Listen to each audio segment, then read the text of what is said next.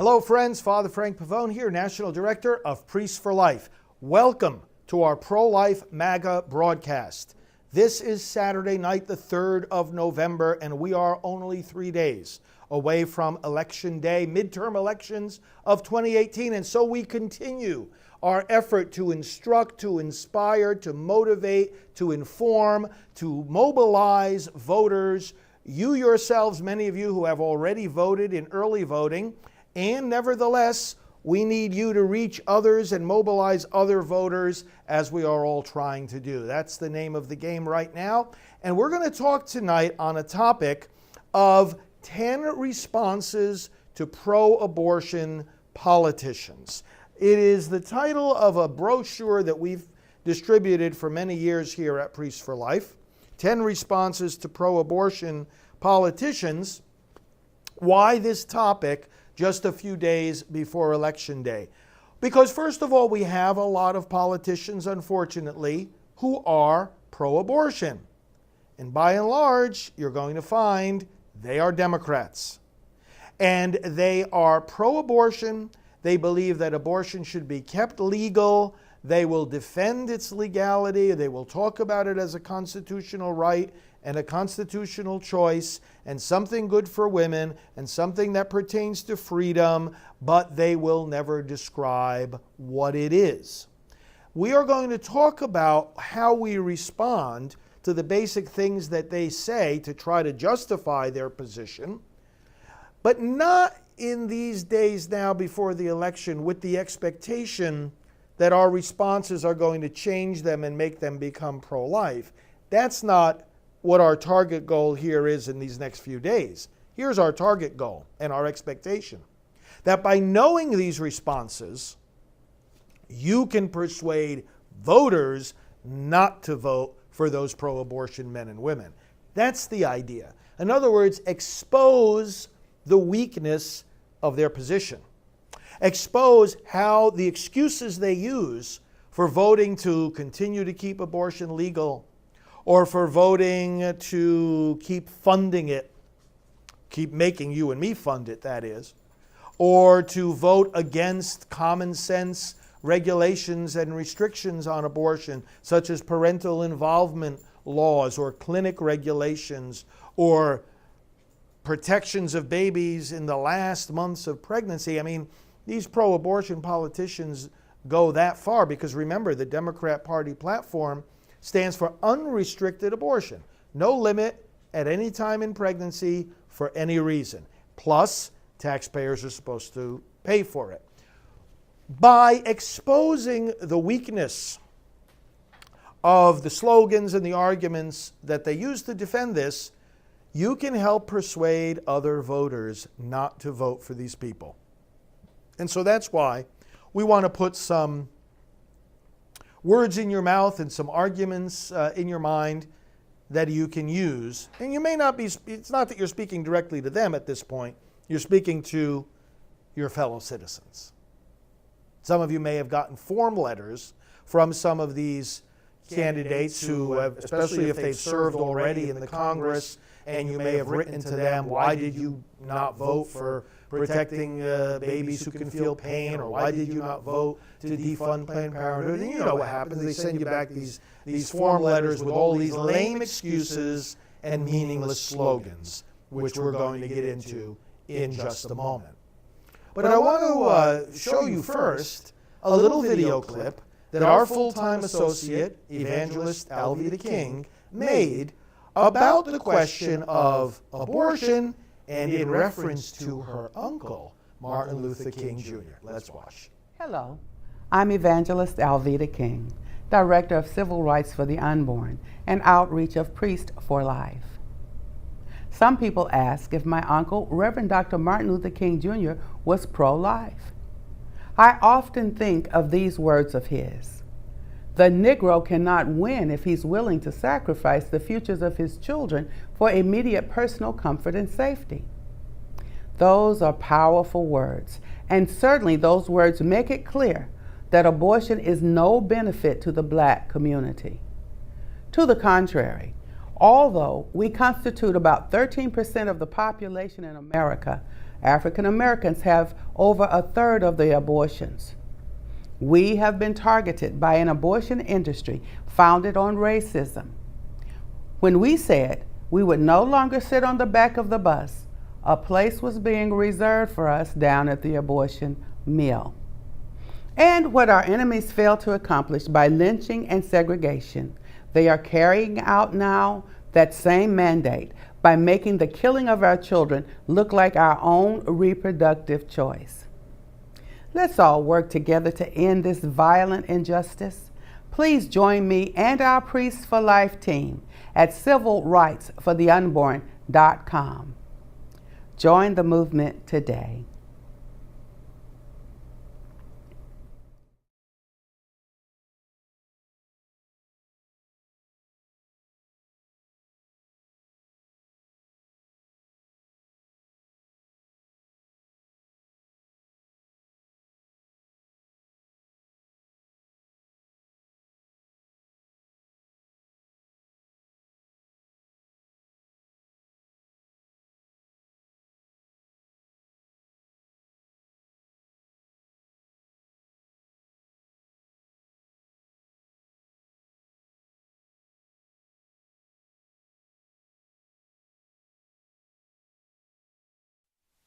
Navigating that page, reading what's there, following the links, because you will have so many tools there to help motivate and mobilize other voters, because again, that's what it's about right now. It's a numbers game. There's only one thing that gets counted on election night, and it's not the number of debates or ideas or opinions or dollars or poll numbers. It is only the number of votes that actually get cast. We have got to get people out to the polls. So navigate that website and you'll find a lot of tools to do just that. But where I want to take you right now is down towards the bottom of the page. There's many different sections and subsections, but there's one section that says brochures.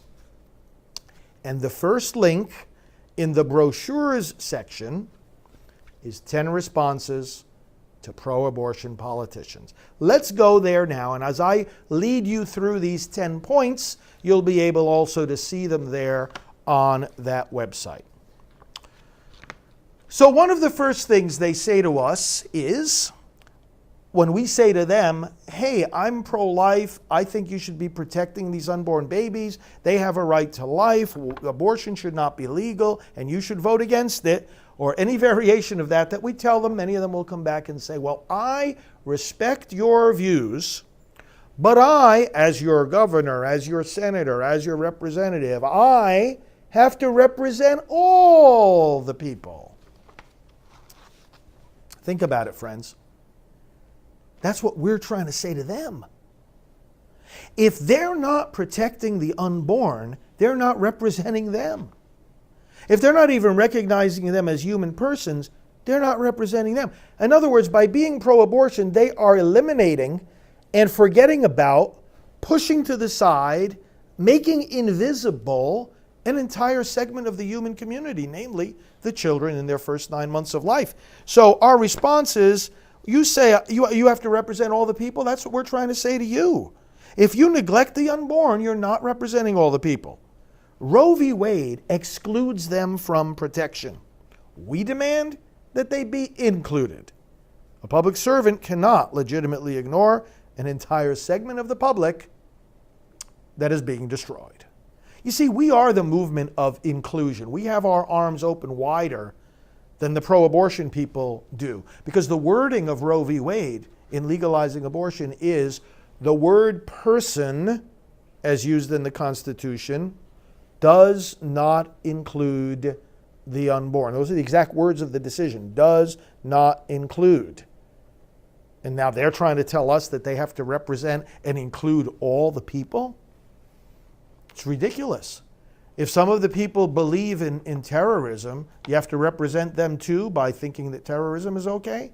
If some of the people you represent are racists, does the fact that you represent them mean you have to also think that racism is okay?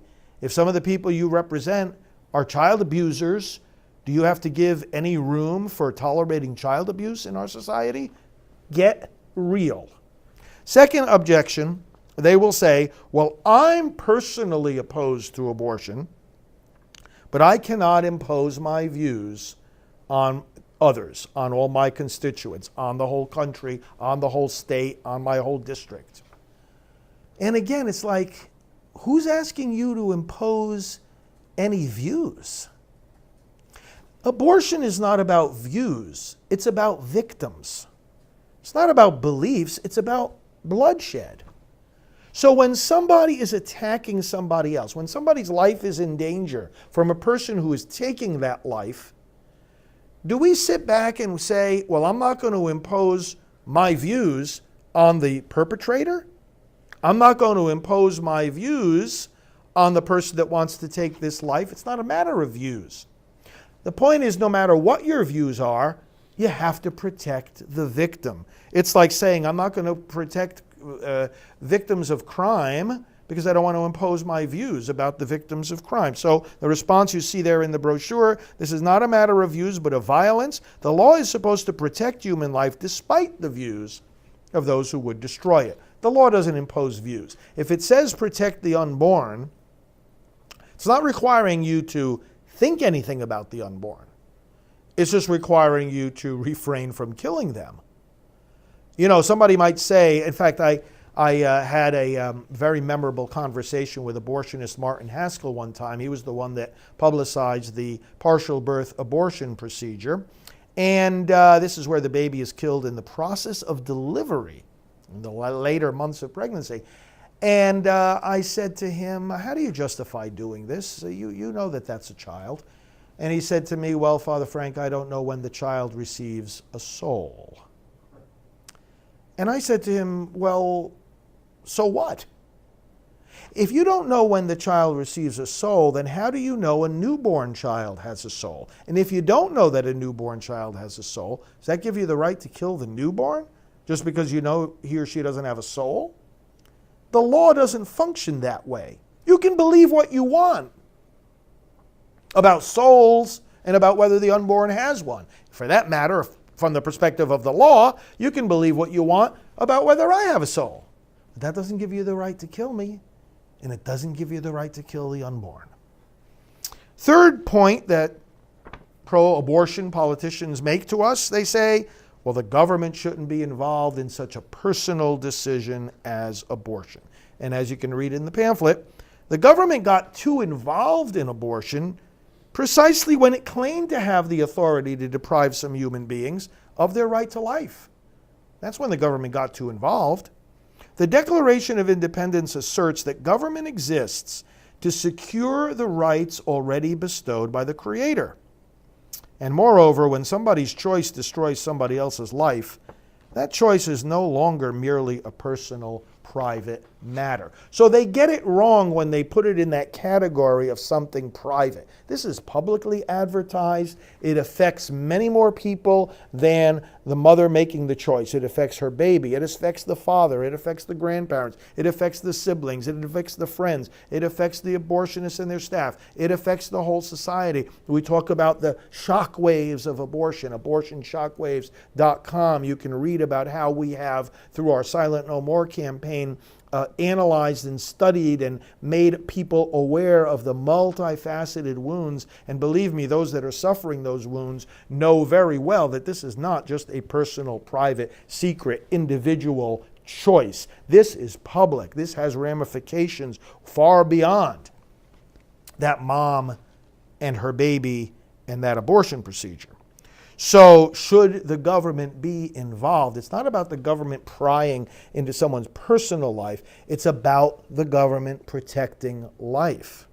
Not only the life of that baby, but everyone else who's damaged by abortion.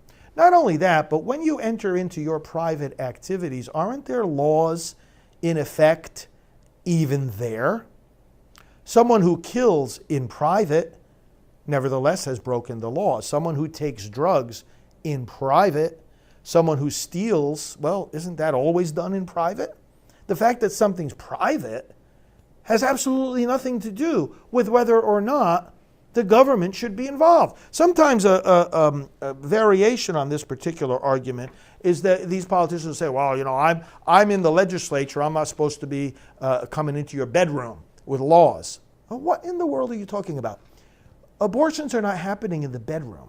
They're happening in publicly advertised facilities. And furthermore, do you mean to say that when I'm in my bedroom, I can commit any crime I want? The laws cover the bedroom too. Again, one way to summarize all these responses is, well, when are you going to get real? You wonder sometimes if they're knowingly insulting our intelligence, or if they really are that ignorant about all of this. Number 4, they'll say to us, legislators should not be practicing medicine. Well, of course, unless you're a legislator who also happens to be a physician, and we do have some of them serving in Congress. But here's our response. We're not asking you to practice medicine. We're asking you to prevent the abuse of medicine. The practice of medicine is regulated by all kinds of laws that protect the lives of the patients. All we ask is that the unborn be included in that protection. Abortion is not medicine, by the way. And this is one of the most fundamental things to realize in response to this kind of assertion by pro-abortion politicians. Abortion isn't medicine because medicine involves actions for the good of the patient. Medicine involves actions and interventions that have medical benefit. Otherwise, they're not medicine. Well, what medical benefit comes from abortion? Think about it. Is there any disease that abortion cures? Any ailment that abortion prevents? There's no medical benefit to abortion. Not only that, but the first rule of medicine is do no harm. So you have to demonstrate that you have medical benefit. The burden is not on us to show why abortion is bad. The burden is on those who think it's part of health care, i.e. Democratic Party, to prove that it has a medical benefit. The burden is on these politicians who call themselves pro-choice and speak up for legal abortion to show us the medical benefit it has, and furthermore, show us how it doesn't violate the first principle of medicine, which is first do no harm. Well, if an abortion doesn't do any harm, it's not successful. The whole purpose of it is to end the life of that baby.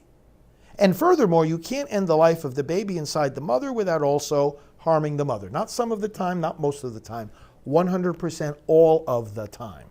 She may or may not realize how harmed she is at that moment, but she will as time goes on. Legislators should not be practicing medicine. No, but they have to regulate medicine and protect the patients. Point number 5, they'll come along and say, abortion is the law of the land. Now, you heard a lot of these Democrat senators talking about this during the recent hearings for Justice Brett Kavanaugh. Oh, abortion is the law of the land. Abortion is settled law. Abortion is precedent. On and on and on it goes. Our response? The law of the land can be changed, just as it was changed regarding slavery and segregation. What is leadership? It means you see an injustice that some others might be missing, and then you inspire people to use the methods that the law permits to make the necessary changes. Nations survive only because of reform movements that rise up at various times to correct injustices. Citizens, at any time in a nation's history, have the opportunity, the way our nation is set up, to express their grievances against government policies. We have the opportunity in this election to ask for a redress of grievances. In other words, to make a change. Part of what this election means is that we're making a change in the law of the land. Because the law of the land, when it comes to abortion, is unjust. So you don't let an injustice stay in place. You change it. And one of the ways you change it, get the pro-abortion lawmakers out of office, get pro-life lawmakers into office so that they can make pro-life laws. You know, during the Kavanaugh hearings, a lot was made of precedent. And now Justice Kavanaugh was clear about the respect that he has for precedent. Well, precedent is an important norm in jurisprudence. But you know, Justice Kavanaugh also co-authored a book. It's a pretty thick book. I have it over in my office, talking about the law of judicial precedent. And that book makes it pretty clear that no matter how long a particular precedent has been in place, even if a court has reaffirmed it over and over again, and it becomes precedent upon precedent, as Justice Kavanaugh said, nevertheless, that doesn't mean the court cannot and should not overturn that precedent. And the book actually, in certain sections of this book, goes into the circumstances under which a long-standing precedent would in fact be appropriately reversed by the courts.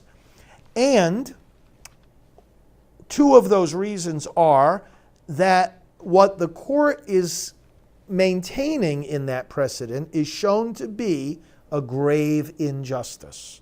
And another criterion, that grave injustice is also met with sustained public protest. Now you tell me if abortion doesn't meet those characteristics, right? Doesn't matter how many times the court says, oh, Roe v. Wade, the law of the land, it's precedent, we're going to reaffirm it. You know, it took longer to reverse the court's stance on segregation than it has taken so far to reverse Roe versus Wade and the stance on abortion. It took longer for the court to correct itself on segregation than it has so far for it to correct itself on abortion. And we're making progress down the road of the court correcting itself on abortion. But here's the point. Abortion is in fact a grave injustice. How much damage it's doing to society is becoming better and better known each day. And there is no court decision that has met so much protest and so much opposition as abortion. We're starting up the engines now for the annual March for Life. Priests for Life plans many of the activities that go on there together with many other groups and the March for Life itself. And it's the largest pro-life demonstration in the world. And it's been going on steady since 1974. 73 was Roe v. Wade, and then a year later, the first March for Life happened. So sustained public, you want to see sustained public protest?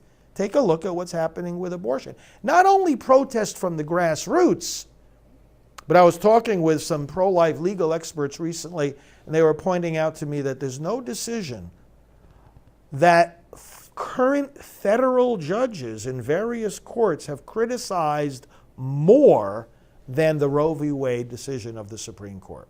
It has gotten sustained criticism even from other federal judges. So saying abortion is the law of the land by no means settles it. That's not the last word, that's the first word. And then we move on from there to see whether or not this law is just.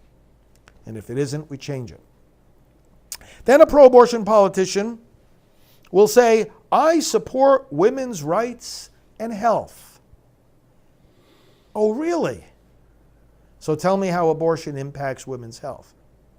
I mean, if you're concerned about women's health, you have asked yourself that question, right? If you're concerned about women's health, how many of the studies that only the bibliography, only a listing and a short summary of them fill books this thick of all the damage that abortion does to women's health? Have you studied that? Have you read that? Have you looked at the studies?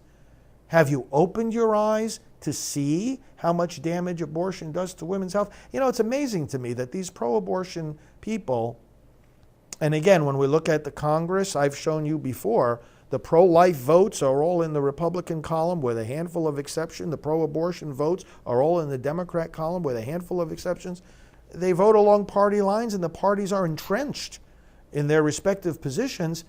But it amazes me how these people will stand up and say, you know, I'm in favor of the health of the woman, and they never talk about how abortion adversely affects the health of the woman. Abortion, you know, the whole body in a pregnancy is geared towards protecting that child. Hormonally, physiologically, everything is geared towards the protection of that life. The body itself is pro-life. The body is pro-life on a physiological, biochemical level. It's preserving the life of that child, not rejecting it. Abortion goes in to reject it, whether by poisonous chemicals or forcing open the cervix and intruding into the uterus and tearing apart that body. Abortion has to go against the grain. It has to push against the tide, so to speak, of everything that the body of the mother and of the baby are trying to do at that moment. It's like driving a car down a highway at 60 miles an hour and suddenly putting it into reverse. You don't think there's going to be damage? There's always damage. So our response here, I support women's rights and health. That is precisely why you should examine the evidence, which is more plentiful than ever, that abortion is destructive of women's health, and listen to the growing voices of those who've been harmed by abortion. That's our Silent No More campaign, right? Those that have been harmed by it. Not just the moms. The dads undergo terrible psychological distress, often leading also to various kinds of self-destructive behavior. There's health issues for the dads too, and the siblings of the aborted children, and the grandparents. Health is not just physical, it's psychological. The growing voices of those harmed by abortion. Check out abortiontestimonies.com. So that is also why you should examine how the abortion industry, now this is another dimension of it, not just that the procedure is dangerous, but the way that the industry operates is dangerous. Did you see the Gosnell movie? Right? These things coming out about these absolutely out of control abortion clinics, these absolutely unscrupulous abortionists. How the abortion industry, through unregulated and dangerous clinics, continues to deceive and exploit women. They deceive them, they lie to them. They exploit them, they pressure them. They want to sell abortions. We know this from the abortionists and clinic workers who have come out of the industry, repented, turned around, and testify, we were trained to sell these abortions. Push them. Get them in there as quickly as possible. Well, going back decades, Carol Everett tells the story. Norma McCorvey told the story. Many former abortionists tell the story. And you know what is really hypocritical about this? When these pro-abortion politicians say that they support women's health, you look again at the voting record of the Democrats in Congress. Why on earth do they oppose clinic regulations if they're concerned about women's health? We have to challenge them right back again on this. There was a Supreme Court case just a couple of years ago out of Texas. Texas had passed a law saying that the abortion facilities should meet the standards of ambulatory surgical facilities. Democrats and pro-abortion groups allied with them opposed it, brought it all the way up to the Supreme Court. They struck down the law, and it's like all that Texas was trying to do, and all that any other state is trying to do when they pass these clinic regulation laws, is to protect women's health. And they have a blind spot to this, these pro-abortion Democrats. They have a blind spot to it. Oh, you're just trying to shut down abortion. Well, where are you coming up with this? Of course we want to end abortion, but you're all of a sudden, you're just going to completely dismiss any concern we have for women's health at the same time, as if you have a monopoly on being concerned about women's health. This is hypocrisy at a very disturbing level, brothers and sisters, when these pro-abortion politicians say this. Number 7, abortion is just one of many issues. I embrace a consistent ethic of life. Oh, here you're going to get some of these Catholic Democrat pro-abort legislators talking this kind of language. They'll even try to align themselves with Pope Francis. You know what's really hilarious? It's hilarious, but not in a funny way. It's in, again, a tragic, hypocritical way. So many of these pro-abortion Democrat members of Congress have signed on to letters like one that was written when the Pope came to the United States a couple of years ago, when Pope Francis visited the United States.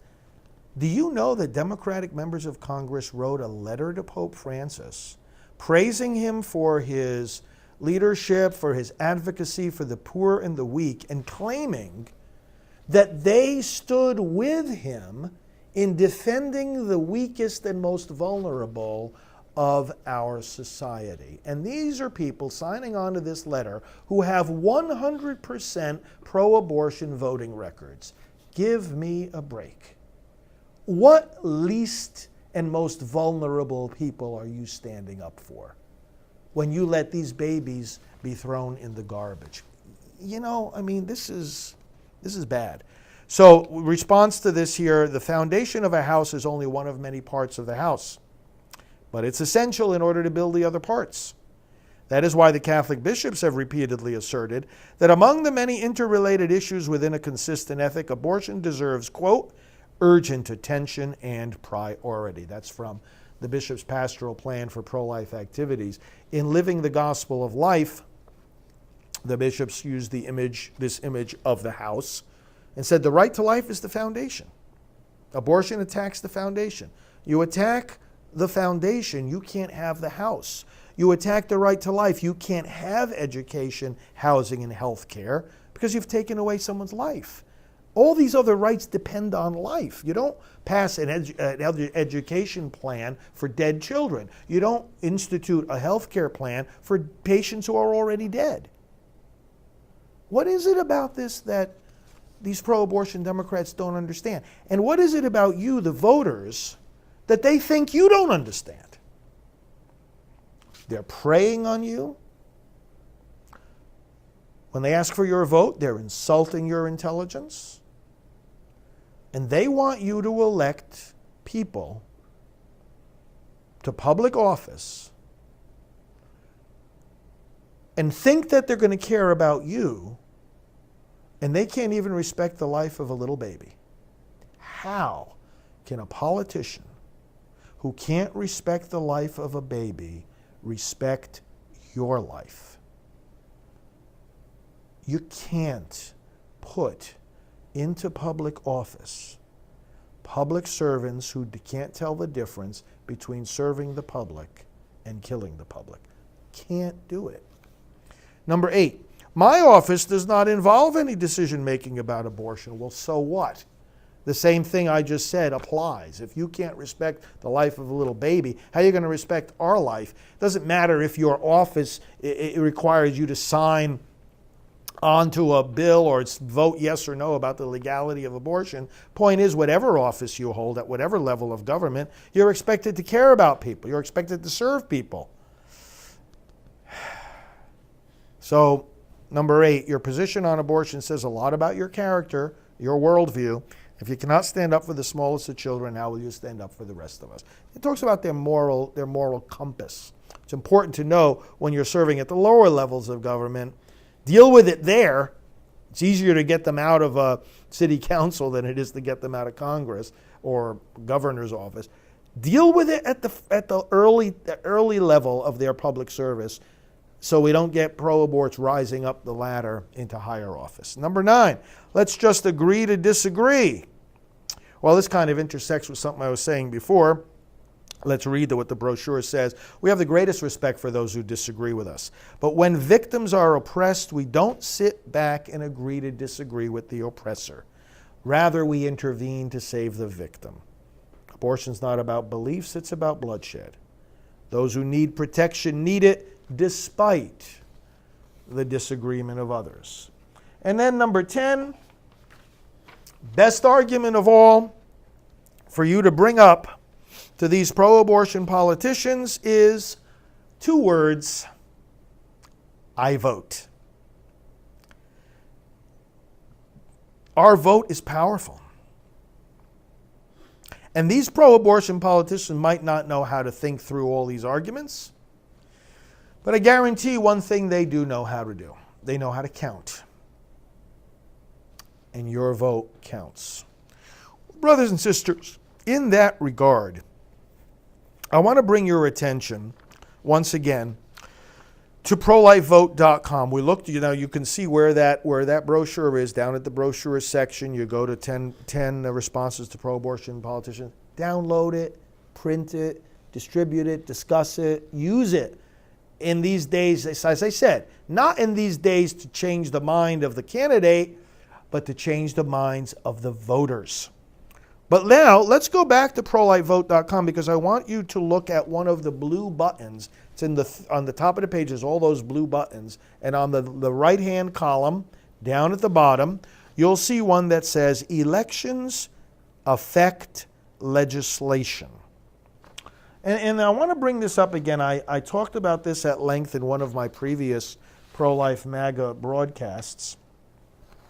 But I just want to point it out now because we are talking about pro-abortion politicians. And I want to just scroll through this document with you. Just look at it from a bird's eye view here because you're going to see the colors.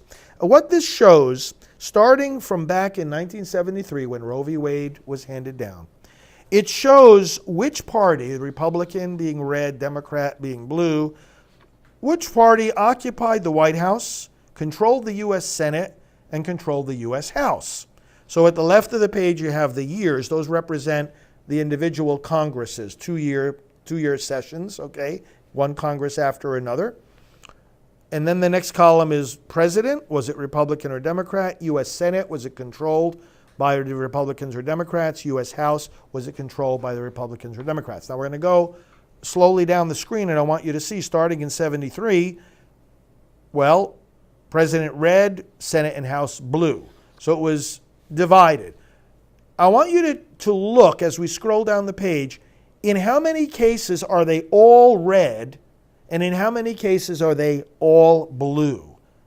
In how many years, for example, is the President and the House and the Senate all under Republican control? And how many of these years were the White House, the House, and the Senate at the same time all under Democrat control? And I'll explain the significance of this, but look and see how infrequently that happens. You see it there a couple of times where the Democrats controlled all three from 77 to 81, but then look, 81 it's split, 83 it's split, 85 it's split, 87 it's still split, 89 it's split, 91 it's split. 93 it goes back to full Democrat control. Well, it was in that year they passed the significant federal law, pro-abortion law, freedom of access to clinic entrances.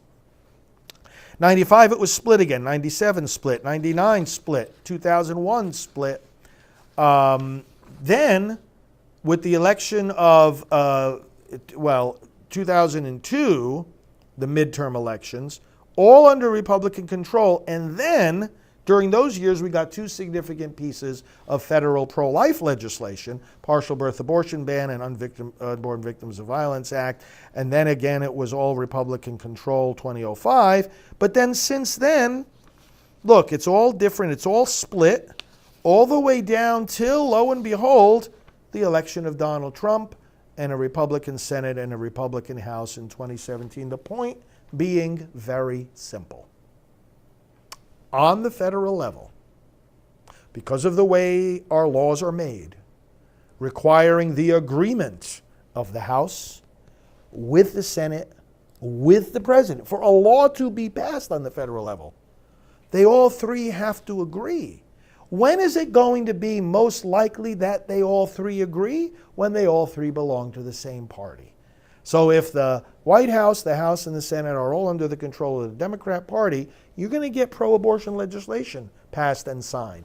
When the White House, the House, and the Senate are all under Republican control, it is much easier to get pro-life legislation passed. And that's why we're saying in this election, let's not switch back again to a split situation, because there'll be stagnation, there'll be stalemate.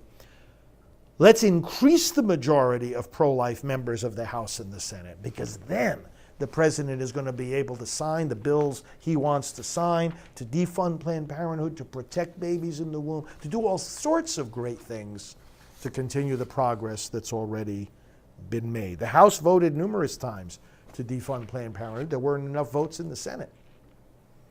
We got to get more. And this election can help us do that. It's in our hands. I want to show you a powerful video now in regard to abortion. It talks about the choice we have in this election, and it brings into the picture someone we all know and love, Saint Teresa of Calcutta, Mother Teresa. Let's watch this I power. feel that the greatest destroyer of peace today is abortion.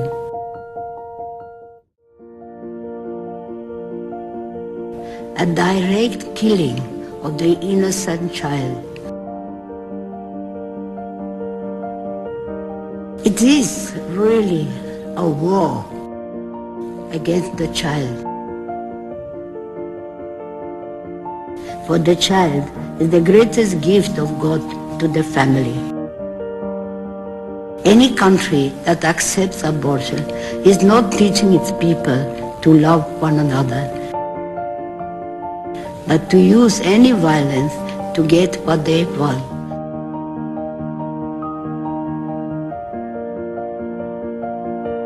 The greatest destroyer of love and peace is abortion.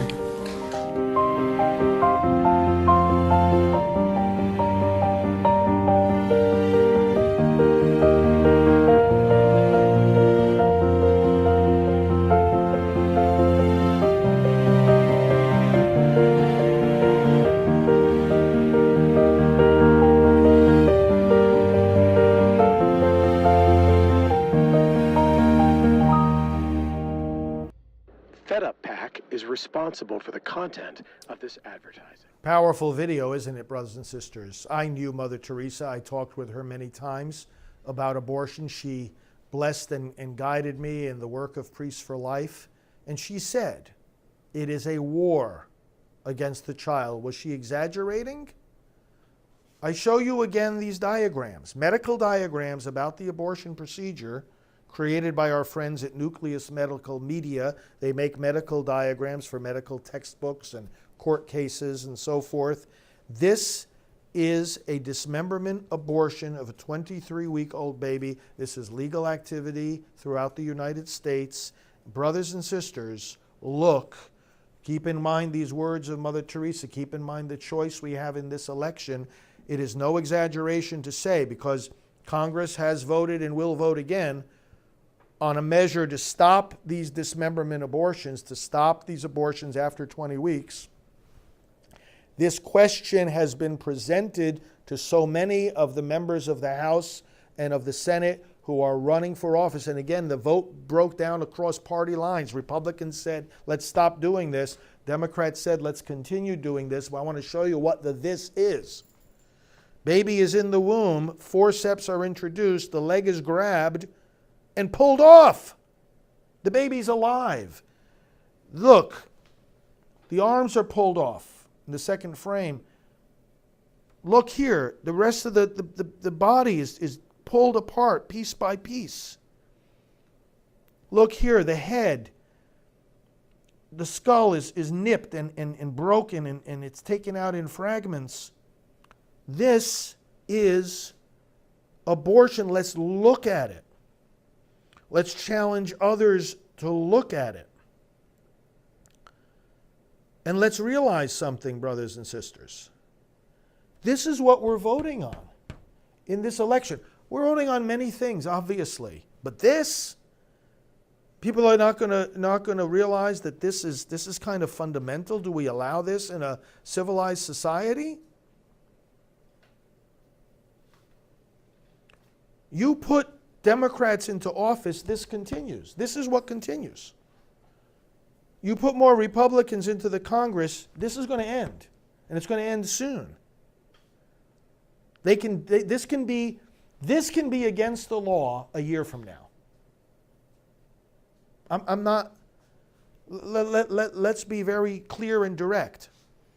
This procedure on a 23-week baby can be against the law a year from now if we put into the House, if we keep the House of Representatives under Republican control. And I'm just talking factually here, the way things stand now, with the positions of the parties and the platforms and the commitments, and we have the voting records already. They voted on this already. We know where they stand.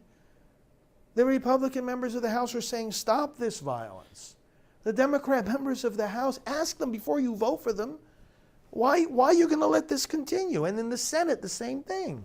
They voted as to whether or not to let this go forward.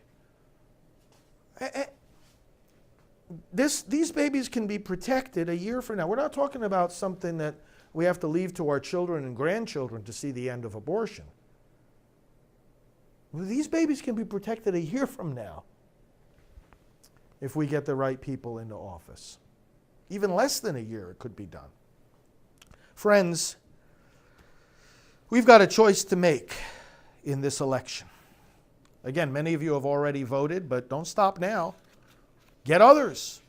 Influence others. Reach out to others. Make sure everybody on your email contact list, everybody in the groups that you attend, your church, everybody you can reach on social media, everybody you can reach in any way. Make sure they're voting and they're voting pro-life. Show them this. Tell them about this. Show them this. We have a special website, by the way, lookatabortion.com. Lookatabortion.com. You can see this. You can see actual pictures of the aborted babies. Oh boy, so many people hate us when we show them what an aborted baby looks like. We're only going to do more of that, brothers and sisters. We're going to show what this reality is. We're going to show it. We're going to show it again. And we're going to show it again. And we're going to show it again. Because the words by themselves only get us so far. And sometimes they don't get us anywhere at all. People have got to see what we're talking about. Put this in the face of these Democratic candidates. You know, the ones that support abortion, I said this at the outset when I said we were going to talk about how to respond to these people. Oh, they'll talk about abortion, they'll talk about choice, they'll talk about reproductive rights and reproductive health and reproductive justice and women's rights and women's health and constitutional choices and constitutional freedom and Supreme Court decisions and precedent. They won't talk about forceps. They won't talk about arms and legs being pulled off. They won't talk about heads being crushed. They won't talk about blood and guts. They can't talk about that, because it would reveal them for the barbarians that they are. They can't talk those words because it would disgust the voters that they're asking for their vote. They can't say those words because it would cause people to rise up and say, you mean to tell me that you want me to put you in power? You want me to put you in a position where you're going to make laws that affect my life, and these are the kind of laws you make that affect these babies' lives this way? Of course they're not going to show you these pictures, and of course they're going to get mad at me for showing these pictures because they want to hold on to their power. That's why this is happening. They want to hold on to their power in the government. And some people in the church want to cover this up because they got their friends in the government that want to cover this up. It's not going to be covered up. We're not going to allow that. We are not going to allow that. And if the supporters of abortion can't even describe what this is, why should they be allowed to keep supporting it? Why should they be allowed to keep passing laws that require you and me to pay for this, much less tolerate it? We got to pay for this too? So we're at an election. We have a choice to make.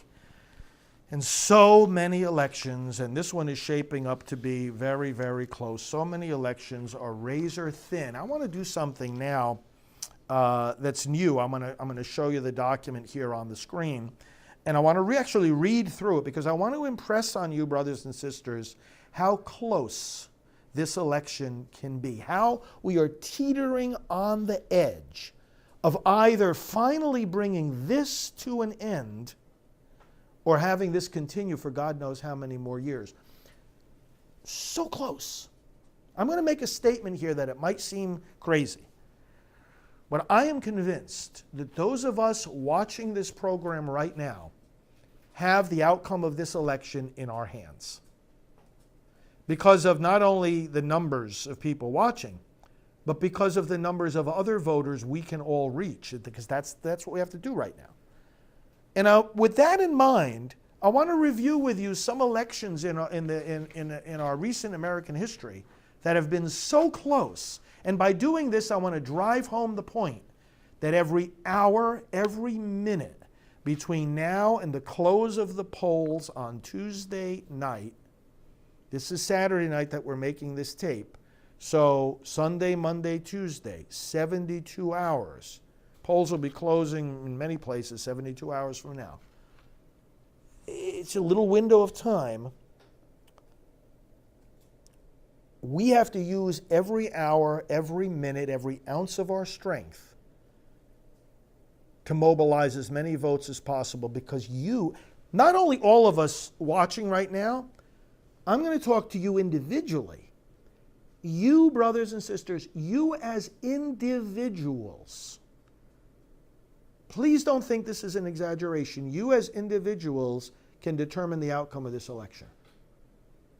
Why would I say something like that? You as an individual, any one of you, could determine whether the House of Representatives is going to be under the control of Republican members who want to protect these babies or Democrat members who want to continue the slaughter and the dismemberment and the decapitation.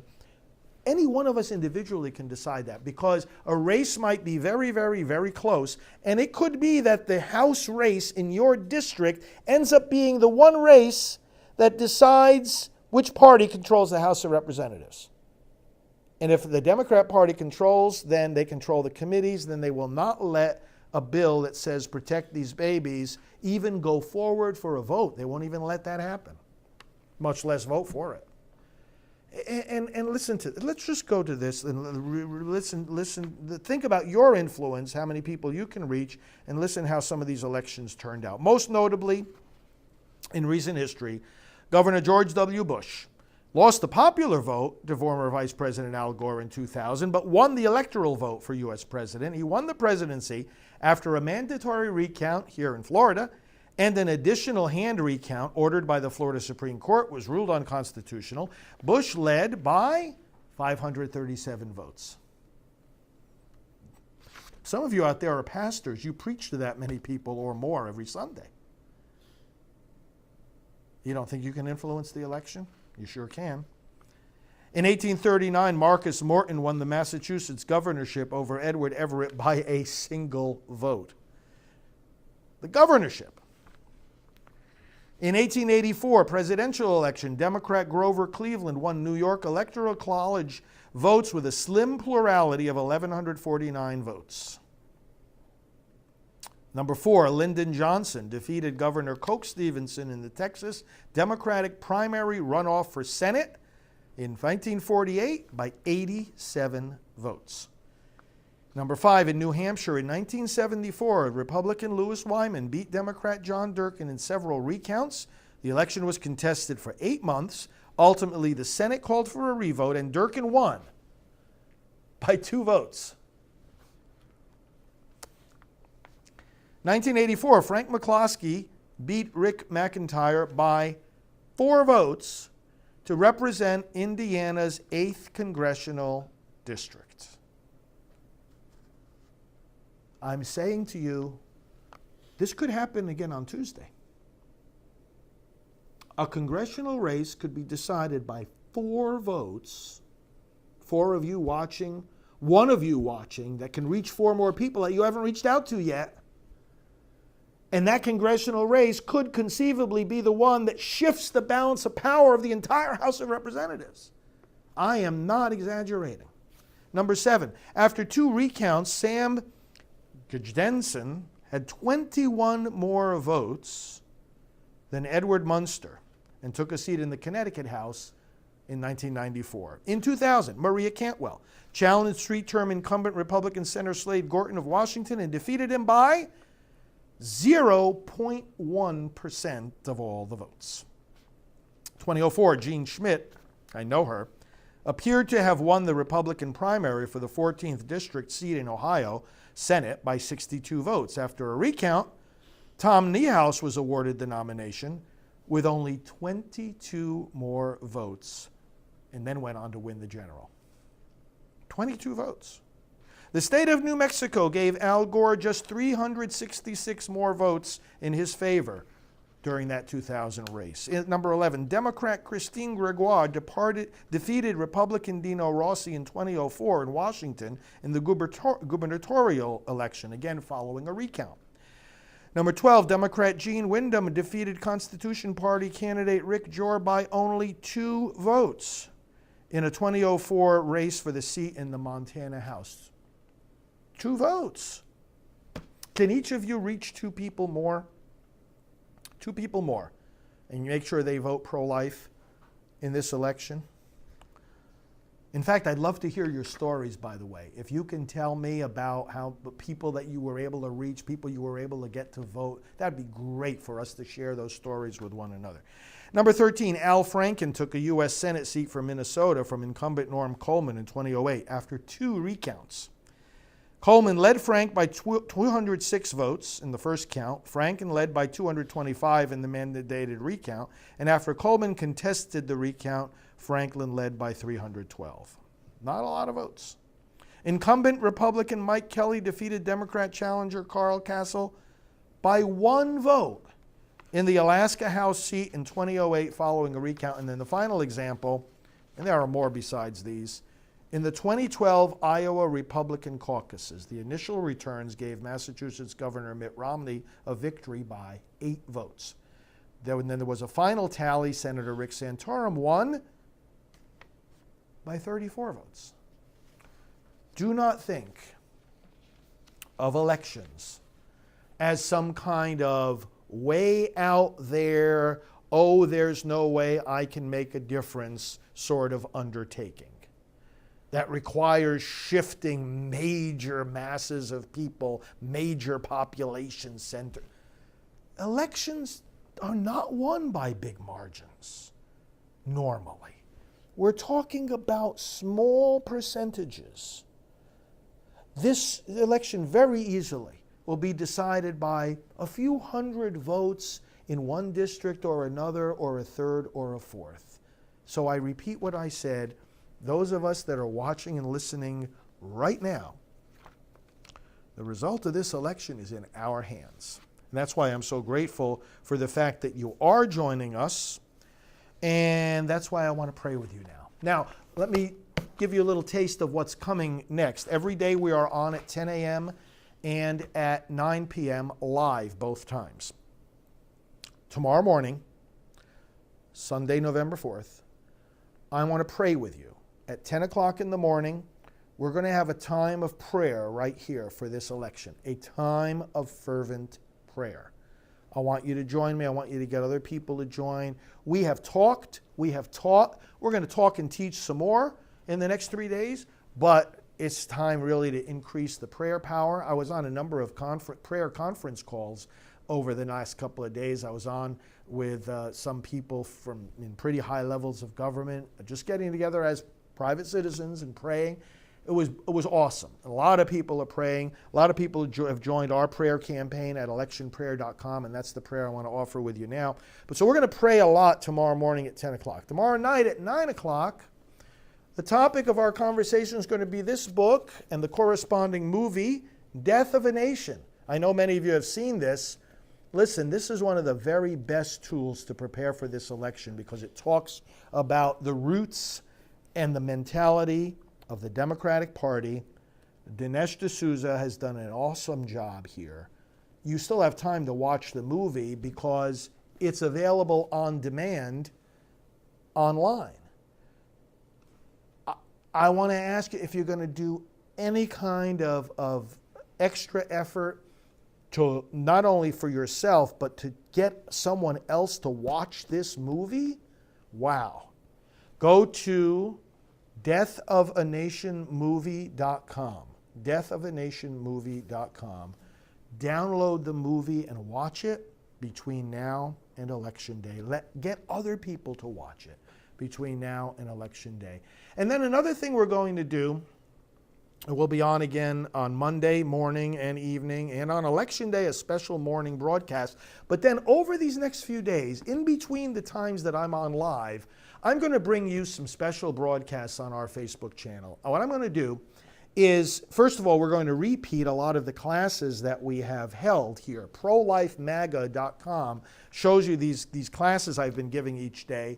And ProLifeMaga.com will show you the schedule. But we're going to put up there the list of the topics that we have already covered. You can see the list of the upcoming topics. So now we're going to load a lot of new stuff up in these next few days. You're going to be able to see all the classes, maybe the classes that you missed. You can watch them all right now at prolifemaga.com, but we're also going to share with you President Trump's rallies. He's been having these great rallies all across the country. He's going to have a whole bunch of them in these next few days. And we're going to bring them to you on the Facebook page. We're going to show you some of them live. We're going to show you some of them repeat. But listen to what he has to say, because he outlines the progress that's being made under the Republican leadership. He outlines the dangers that we face from the Democratic leadership. And he just motivates us to get out there and vote and get many others to vote as well. So that's where we're at. I'm appreciative of your support. And now, could we pray together this election prayer as you find it at electionprayer.com. In the name of the Father, and of the Son, and of the Holy Spirit, amen. Oh God, we acknowledge you today as Lord, not only of individuals, but of nations and governments. We thank you for the privilege of being able to organize ourselves politically, and of knowing that political loyalty does not have to mean disloyalty to you. We thank you for your law, which our founding fathers acknowledged and recognized as higher than any human law. We thank you for the opportunity that this election year puts before us to exercise our solemn duty not only to vote, but to influence countless others to vote and to vote correctly. Lord, we pray that your people may be awakened. Let them realize that while politics is not their salvation, their response to you requires that they be politically active. Awaken your people to know that they are not called to be a sect fleeing the world, but rather a community of faith renewing the world. Awaken them that the same hands lifted up to you in prayer are the hands that pull the lever in the voting booth, that the same eyes that read your word are the eyes that read the names on the ballot, and that they do not cease to be Christians when they enter the voting booth. Awaken your people to a commitment to justice, to the sanctity of marriage and the family, to the dignity of each individual human life, and to the truth that human rights begin when human lives begin, and not one moment later. Lord, we rejoice today that we are citizens of your kingdom. May that make us all the more committed to being faithful citizens on earth. We ask this through Jesus Christ, our Lord. Amen. We're relying on you, friends. Go make the difference. We will talk to you 10 o'clock tomorrow morning. Come pray with me. God bless you.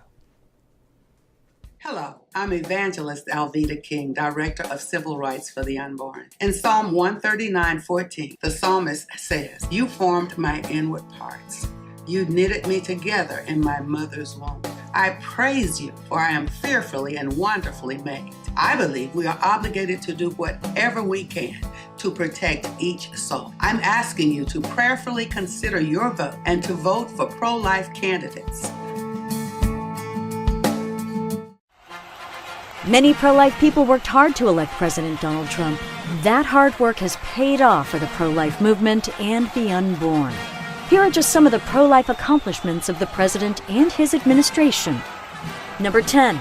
President Trump has called on Congress to pass key pro-life legislation to protect babies and defund the abortion industry. Number 9. President Trump has filled his administration with strong pro-life people in key positions. Number 8. President Trump has ended the HHS mandate, forcing employers to cover abortion in health insurance. Number 7. President Trump set up new conscience protections for those who refuse to participate in abortions. Number 6. President Trump ended the secrecy about which health insurance plans cover abortion. Number 5. President Trump stopped funding the abortion industry overseas. Number 4. President Trump protected your tax dollars from funding abortion through Title X. Number 3. President Trump gave the states the right to stop funding Planned Parenthood and abortion. Number 2. President Trump appointed 2 pro-life Supreme Court justices and dozens of other pro-life federal judges. And the number one thing, the first and greatest thing that President Trump did for the pro-life movement was to keep Hillary Clinton out of the White House. To all of you who voted for President Trump in 2016, congratulations. Your vote paid off. But be sure to get out and vote again this 2018 midterm election so that the president has a strong pro-life Congress to enable him to continue winning more victories for the cause of life.